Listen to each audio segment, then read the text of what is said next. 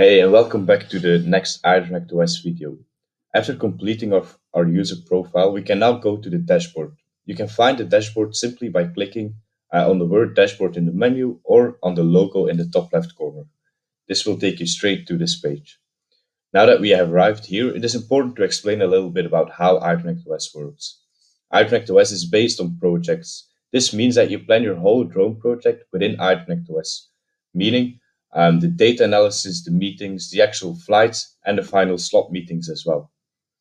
On the dashboard in the table My Actions, you can see which actions are assigned to you and with all the relevant information. First, we have the action code, which is P49A14, which stands for Project 49 Action 14. In the status field, we can see the TD of to do. Then we have the title of the action, the start date, the due date, and the project to which it is linked. And you can see the status of the project and the date of the project. And then you can click on the quick view icon to get a quick view of this action. You can execute it or you could view the whole action.